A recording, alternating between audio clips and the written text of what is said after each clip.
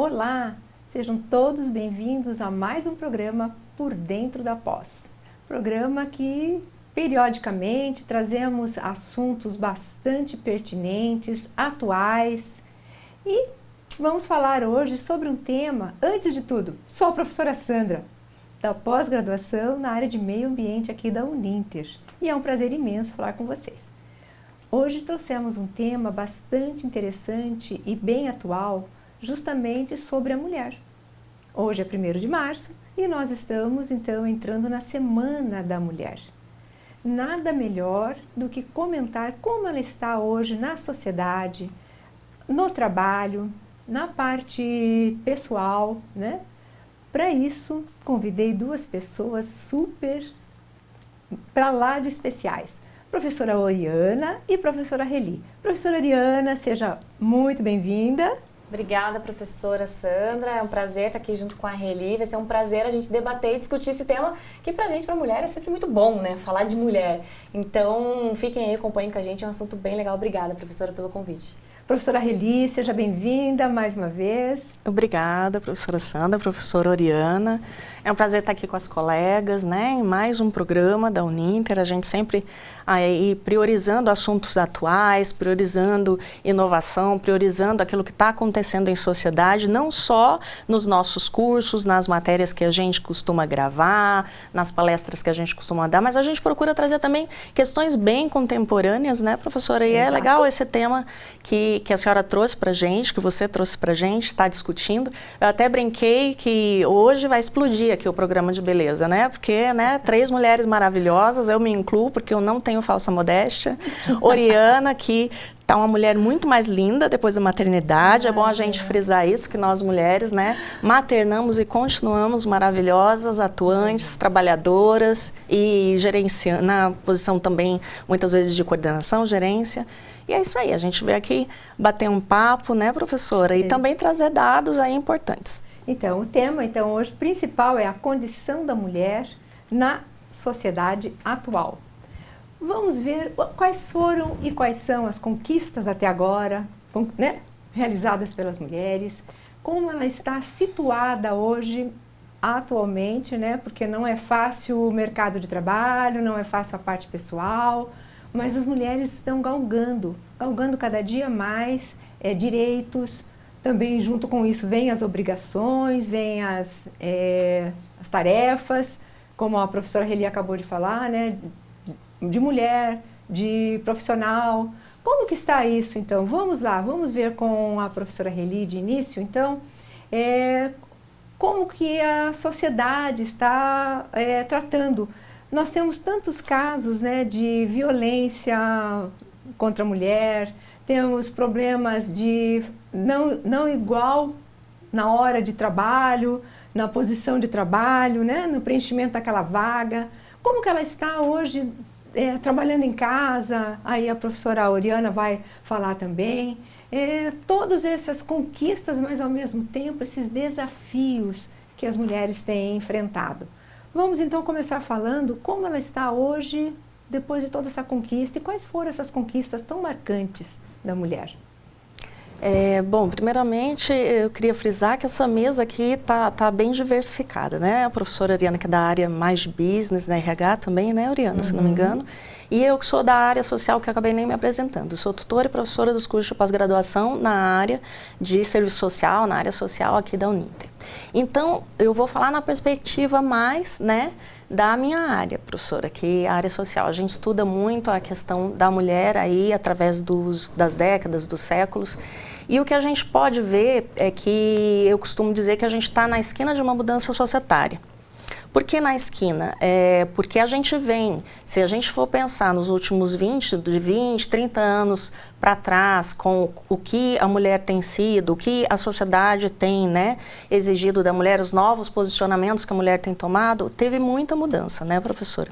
Exato. A gente que é jovem há mais tempo, né, a gente pôde presenciar isso de mais perto. Então, quando você pensa que, vamos supor aqui na fase da minha mãe, né, década de 80, né, a minha mãe, as nossas mães nessa época, se elas tivessem um emprego em período, em meio período, e casada com seus filhos, um emprego em meio período, estava tudo certo. Né? Uma família conseguia subsistir com isso, porque os salários que eram dados aos homens naquela época, né, ao emprego de meio período, emprego em período integral, era o suficiente para manter uma família. Hoje, os dois trabalham em período integral, faz hora extra, faz um bico ainda aos finais de semana e ainda isso não é possível. Né? Às vezes, ter o nível de dignidade que a família precisaria. Então, o que a gente começa a pensar que os padrões de consumo hoje são outros. Não dá para a gente pensar um padrão de consumo da década de 80 com o que é hoje. Os produtos que eram veiculados eram outros. Se você queria um produto, eram 3 marcas que tinham só, normalmente nacionais. Então, a mudança societária, quando ela chega até a mulher, ela é reflexo, não causa. Né? Então, hoje o que a gente pode ver, em primeiro lugar isso, é difícil hoje a mulher poder se dedicar a ser somente mãe e manter a família.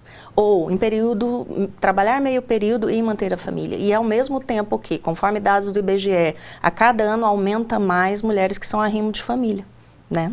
Então, essa mulher que é arrimo de família, que ela tem que trabalhar em período integral, que ela tem que fazer hora extra, o que a gente percebe? Ela precisa de um apoio governamental nesse sentido. São necessárias políticas públicas que deem esse apoio para essa mulher. Então, isso tudo, um panorama geral, vamos aos ganhos. Então, o que a gente pode perceber? Em primeiro lugar, desde o final do século passado, a gente tem aí a possibilidade do voto nível mundial, depois do início do século XX, o voto feminino é possível.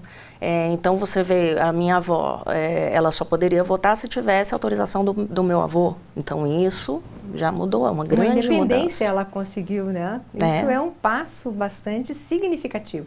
Bastante significativo. E reflete na geração mais jovem, né? Exatamente. Tem até uma curiosidade na minha família, que minha família é do Rio Grande do Norte e a prima da minha avó foi a primeira prefeita mulher do Brasil, que foi lá no Rio Grande do Norte. Que legal, tem essa legal.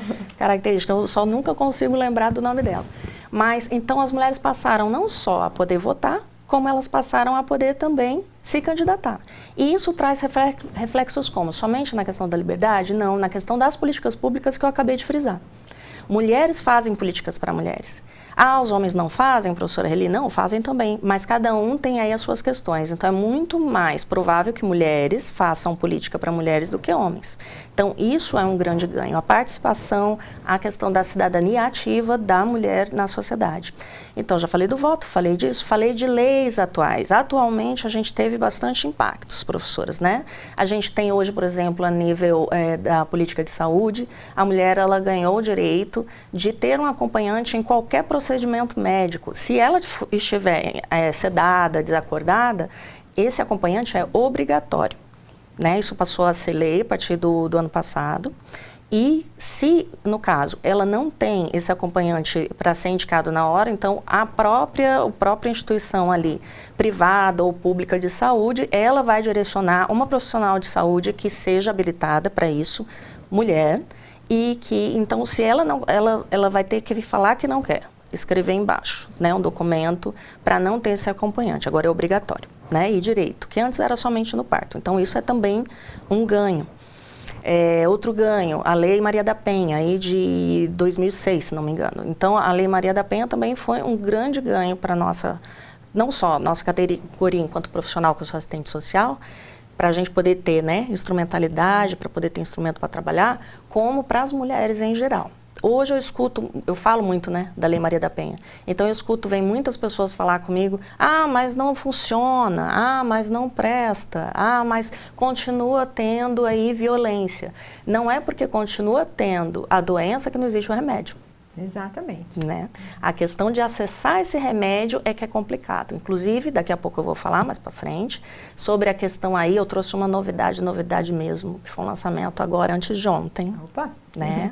Que foi o Mapa Nacional da Violência contra a Mulher, que foi publicado, né? Última pesquisa a nível nacional nesse sentido. Então, o que ele coloca lá? Que os estados brasileiros que têm menos conhecimento, que são todos dados divididos por estado, cujas mulheres têm menos conhecimento da Lei Maria da Penha, o nível de violência é maior. Então, o remédio existe. Agora, a aplicabilidade dele não só existe uma rede que precisa estar preparada para isso, e a gente vive num país imenso, né?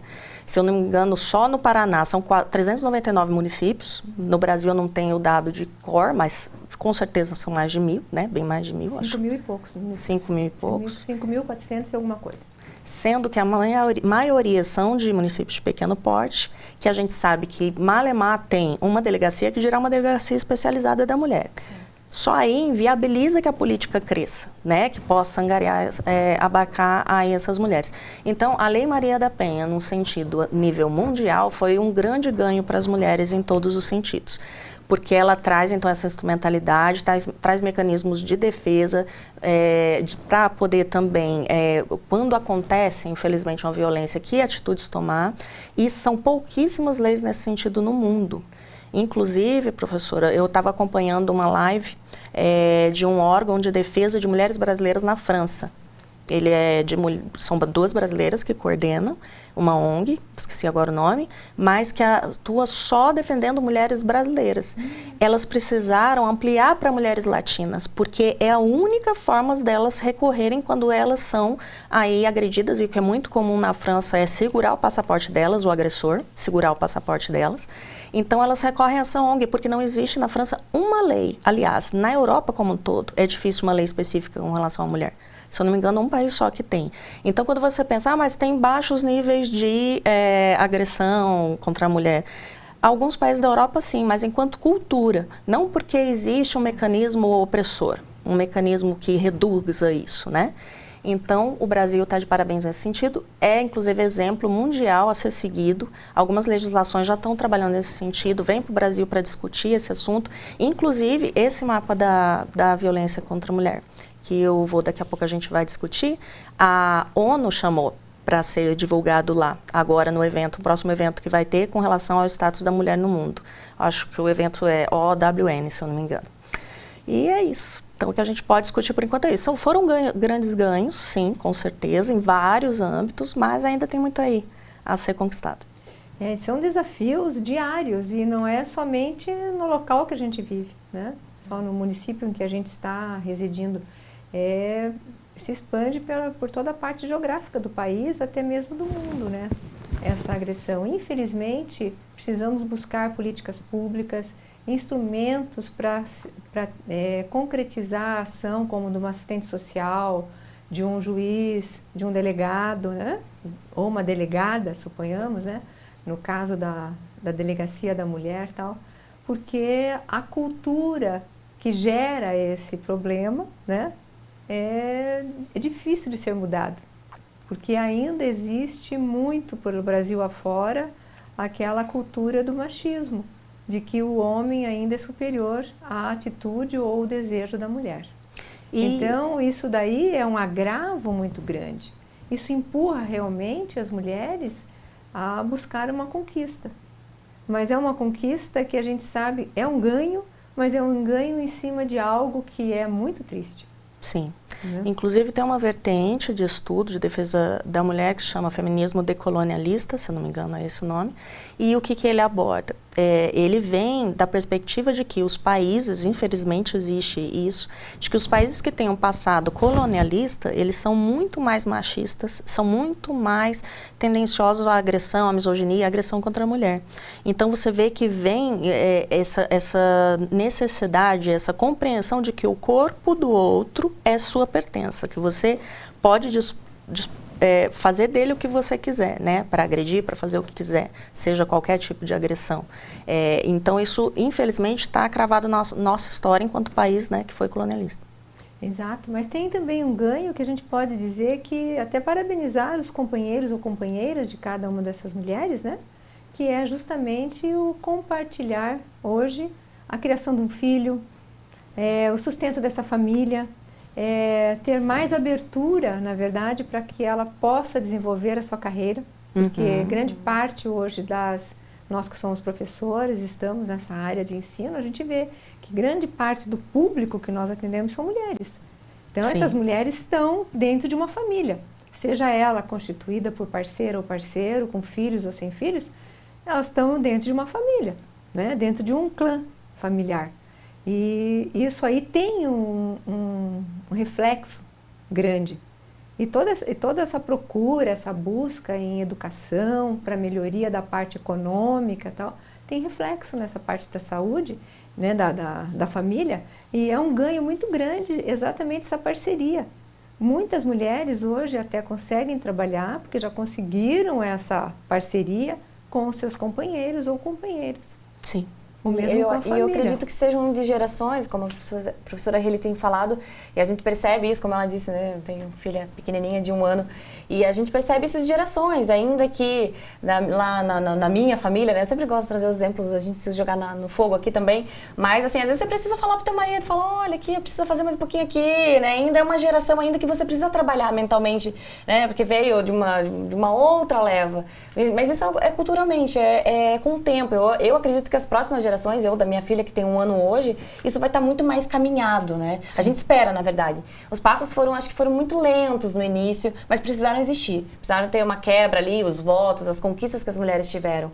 Mas eu acho que isso tudo ainda vai caminhar um pouquinho mais rápido ao longo do tempo. Se a gente pensar até os reflexos que a gente tem dentro das empresas, enfim, isso tudo vem daquilo que vem da sociedade, como a professora Heli falou. Mas essa família também, como ela é constituída hoje, essa divisão, então eu para estar aqui hoje, minha filha tem que estar em algum lugar, numa rede de apoio, e isso tudo era muito diferente no tempo das nossas mães, né? Minha mãe fala, sim, eu não tinha mãe, eu não tinha sogra, eu não tinha ninguém, eu só cuidava de vocês, ficava em casa para cuidar dos filhos. Então é um reflexo totalmente diferente do que nós hoje, como eu como filha, já percebo, e com certeza para minha filha vai ser muito mais diferente, né? Ou gerações que vão ter menos filhos, ou não vão ter filhos, enfim, vão ser outras configurações que a gente vai poder perceber ao longo do tempo.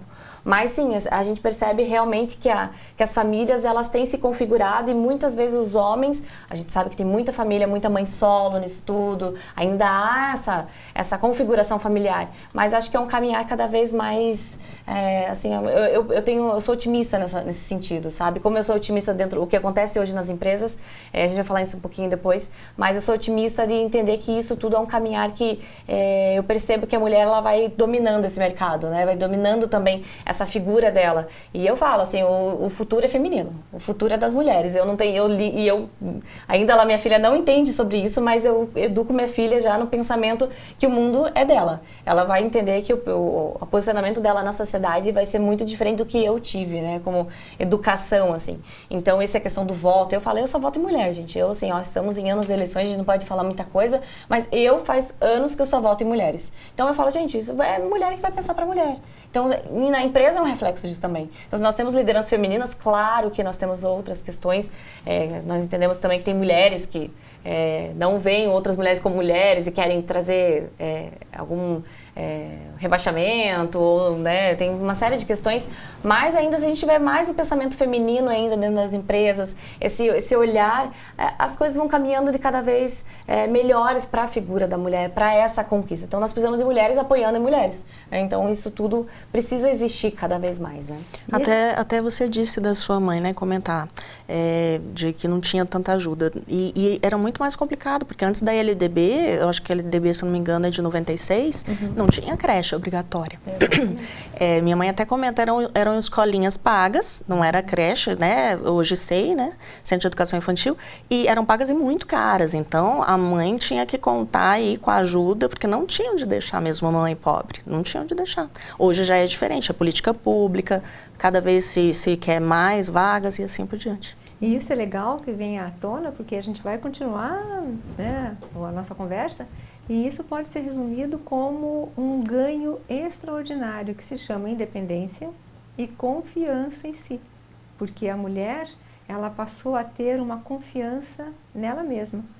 E ela se posicionou no mundo justamente com essa independência e essa segurança. Isso é que faz toda essa mudança e faz com que o que está ao entorno, toda essa rede de apoio, como a professora Oriana falou agora, se conscientize que ela faz parte do meio, ela não é o centro, ela faz parte daquela dinâmica de família, de trabalho e tudo mais. Gente, nós vamos precisar fazer um intervalinho e já voltamos. A conversa está muito boa, é rápido. Quando vocês vão pensarem, já estamos de volta.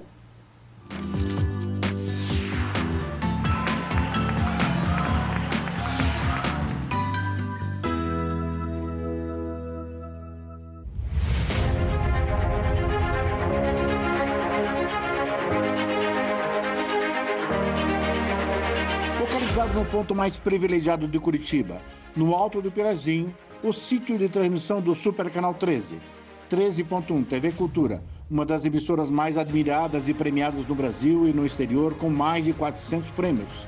Com seu conteúdo rico, diversificado e plural, combinando informação de qualidade, opinião e entretenimento com diversão e conhecimento para todas as idades. Aqui você tem cultura.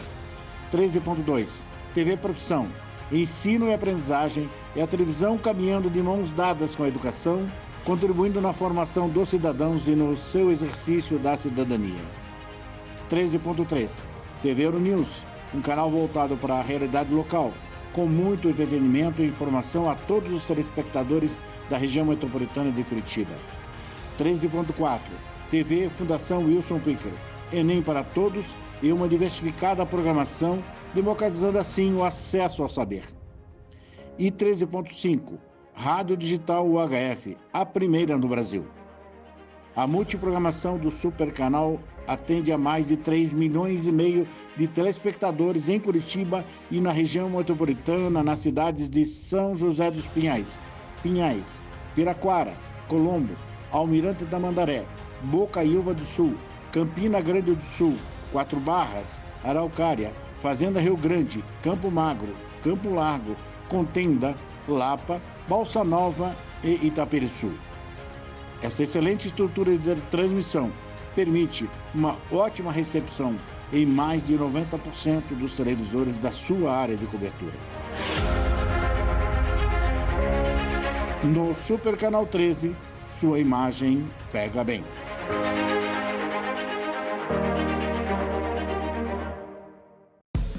O Ministério do Turismo, a TV Cultura e o Uninter levam até você Provoca, Ainda bem.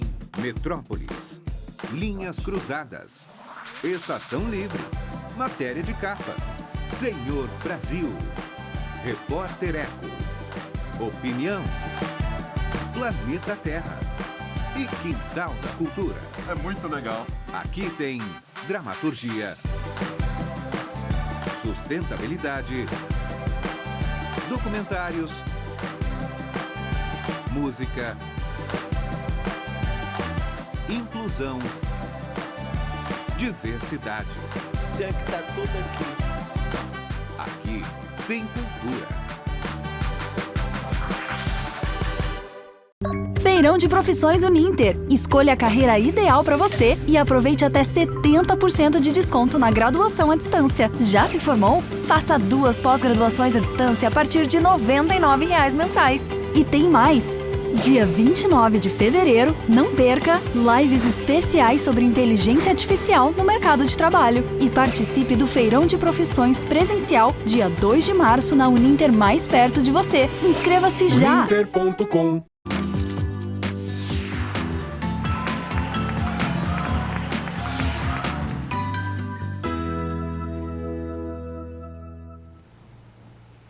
Olá, bem-vindos ao nosso retorno da nossa conversa, que está muito legal e muito interessante. Agora, vamos só dar uma retrospectiva rapidamente do que nós falamos. Falamos sobre as conquistas da mulher, como ela está se posicionando hoje na sociedade. Falamos sobre os desafios que ela enfrentou até agora e está enfrentando ainda, né? Principalmente na sua colocação na autonomia, na liberdade que ela conseguiu e tal. Mas a professora Reli falou qualquer coisa sobre um mapa com dados super atuais, super atualizados sobre a mulher. É isso, né, professora Reli? Vamos para essa segunda parte? Vamos falar então desses dados, desse mapa. É um mapa da violência da mulher em nível Brasil? Isso mesmo, é um projeto inovador que surgiu agora. Ele é reflexo da Pesquisa Nacional de Violência contra a Mulher. A pesquisa eu vou ter que ler, então eu vou pegar meus óculos porque, né, a gente que estuda muito, a gente vai ficando cada vez mais míope, faz parte. E os anos também vão passando, vão ajudando, né, professora?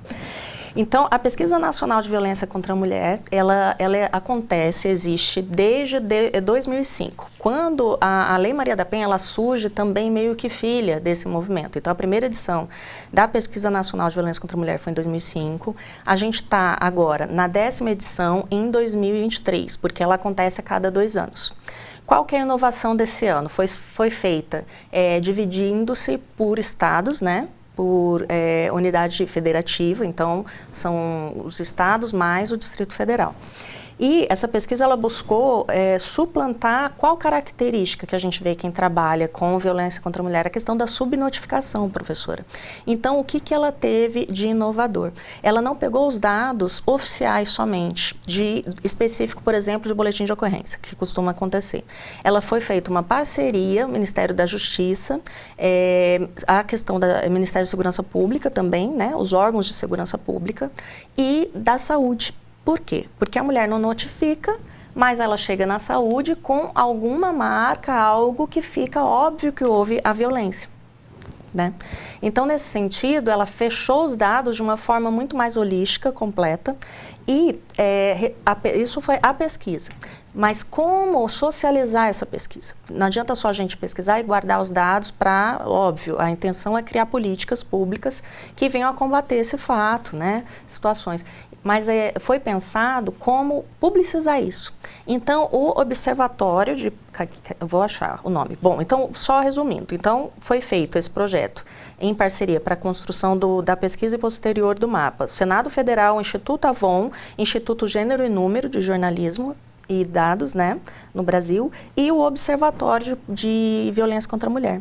Esse observatório, a pesquisadora inicial, ela publicizou esses dados com uma audiência pública agora no dia 28, né, então antes de ontem. Então tá fresquinho aqui, é uma novidade, eu acho importante a gente estar mostrando para vocês. Eu vou pedir que o Kleber, que é o nosso apoiador aí, que está no backstage, mostre para vocês. Então esse é o mapa, ele é um app mesmo, professora. Ele está dentro ali do site do Senado, então você tem acesso através do celular, ele fica mais com visual estilo app mesmo, para poder acessar esses dados.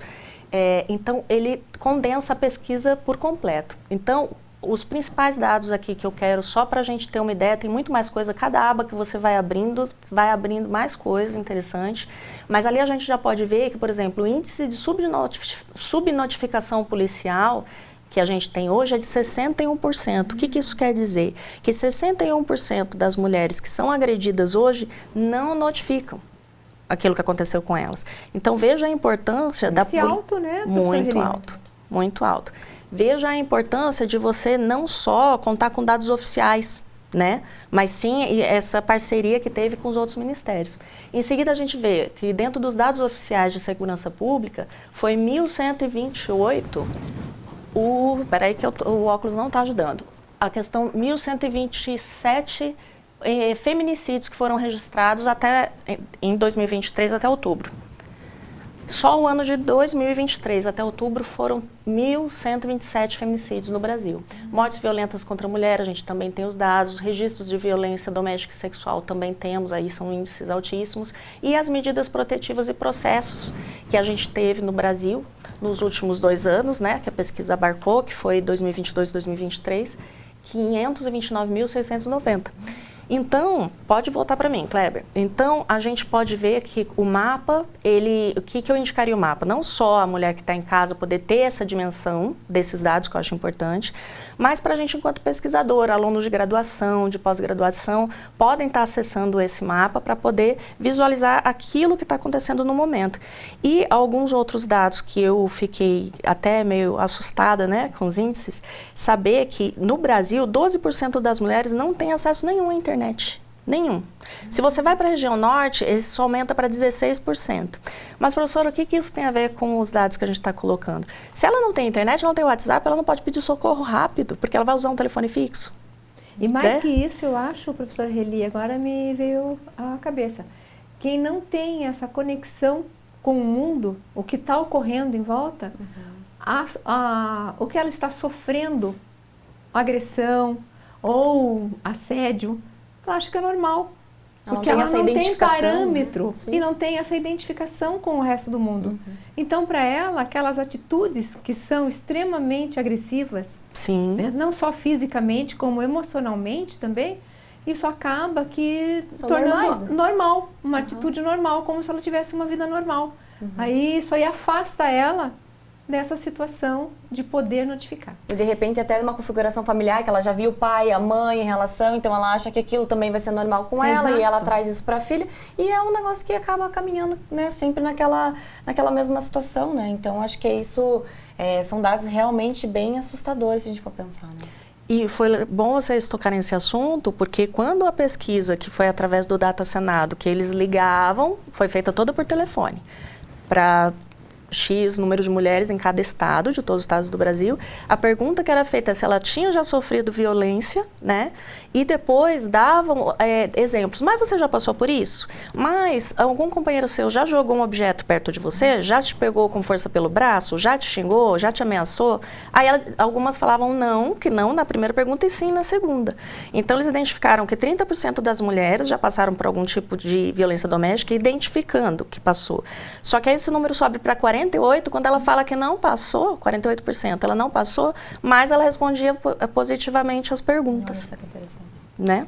Então, o que eu achei interessante, além dessa questão do mapa, e que eu queria trazer para vocês, é isso. A diferença da violência vivida e a violência percebida, que a pesquisa também trouxe enquanto inovador, porque antes ficava mais na perspectiva. Você já passou? E a pessoa responde assim, não. Entra essa questão cultural, que, mas na minha família todo mundo apanha.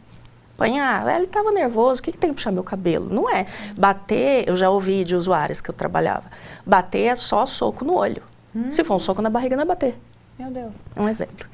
E aí, o que eu achei de interessante, né? Que nos últimos anos isso tem acontecido para poder superar essa questão da violência vivida e percebida, para poder isso ficar mais claro para as mulheres.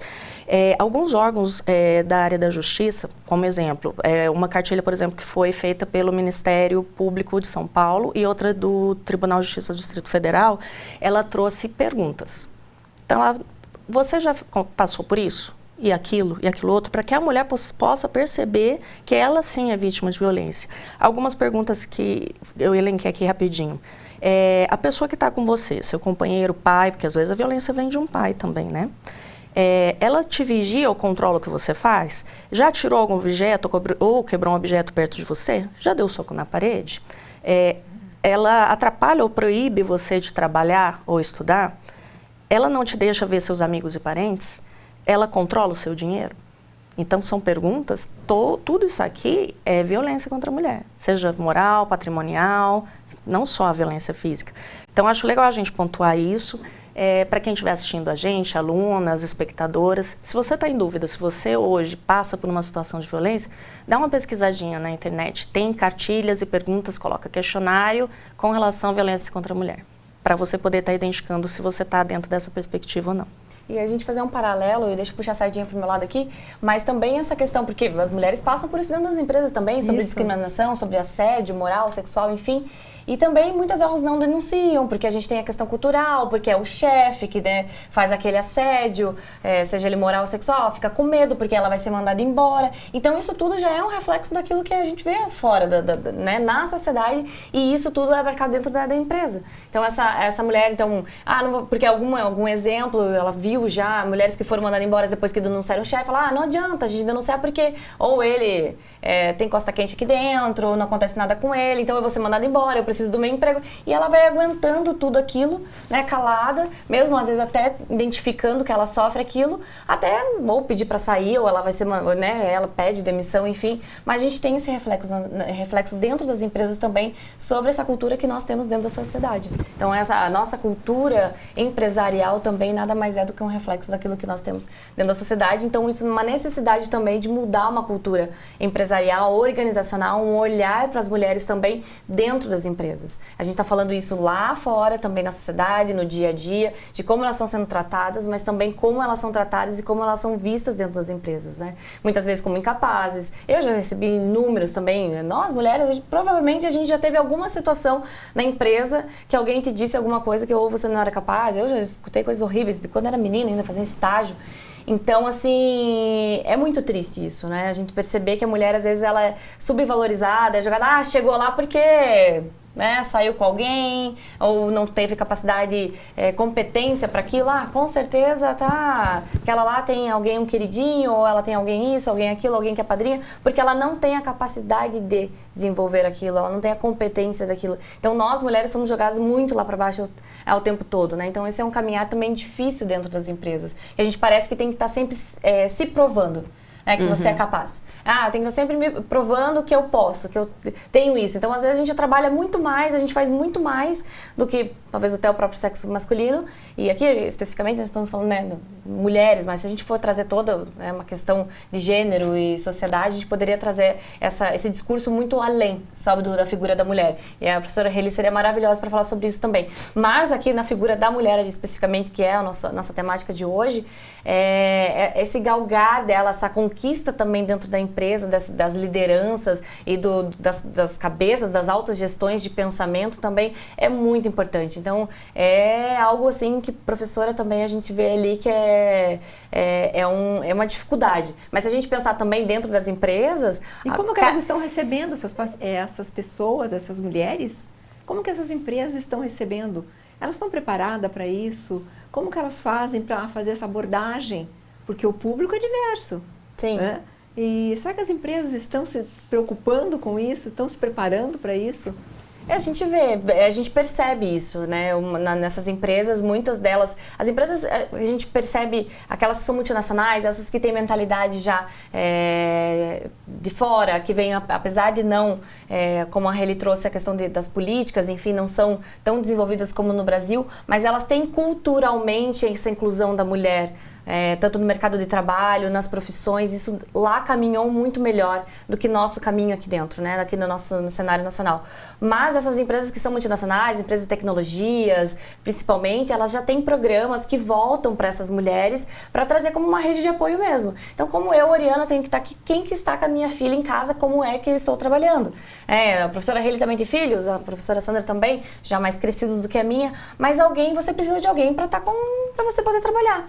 E isso tudo é difícil para o momento da mulher dessa decisão de vou ser mãe. E aí sempre vem a questão profissional. O homem, quantos homens pensaram, meu Deus, vou ser pai, e aí? O que eu vou fazer com meu filho? Sempre tem uma mulher para fazer por ele, né? Impressionante. Não existiu esse pensamento. Não dá pra gente pensar.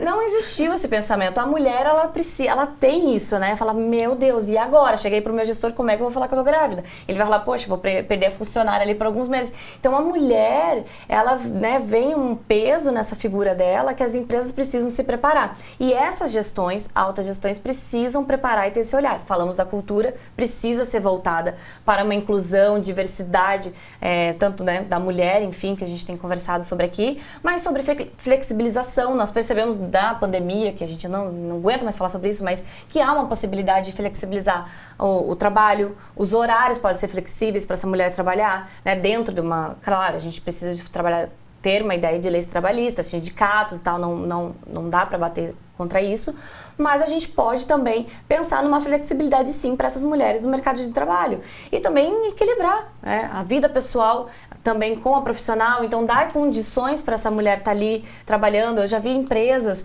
aqui a gente não gosta muito de trazer o nome da empresa em si para falar, né, fazer a propaganda da empresa, mas empresas que abriram creches assim na área externa da própria empresa para que as mulheres deixem os filhos ali, né, naquele momento que ela retorna ao trabalho, e a mulher ela trabalha, e os gestores, assim, é unânime, as mulheres entregam cada vez mais, elas trazem mais resultados do que os homens quando elas estão acolhidas e elas percebem que elas estão seguras, e os filhos também. Então ela para naquele momento, ali por lei a gente tem aqueles 15 minutos que você pode sair um pouquinho para amamentar, e o gestor falando assim claramente, ela fala assim, nossa, eu não tenho problema nem de faltas, de que mulheres faltam, porque os filhos estão ali. Então ela para aquele momento, ela amamenta, ela retorna e ela trabalha cada vez melhor. Então essa rede de apoio que nós falamos que ela é importante, né? E não só essa rede de apoio para a mulher, mas para o pai solo também. Pai solo. Porque Hoje como a nós temos gente, muitos né, pais solos. que nem a professora colocou, porque como que o homem também vai poder, que nem eu brinquei, sempre tem uma mulher por ele, mas nem sempre tem, né? Alguns também dependem aí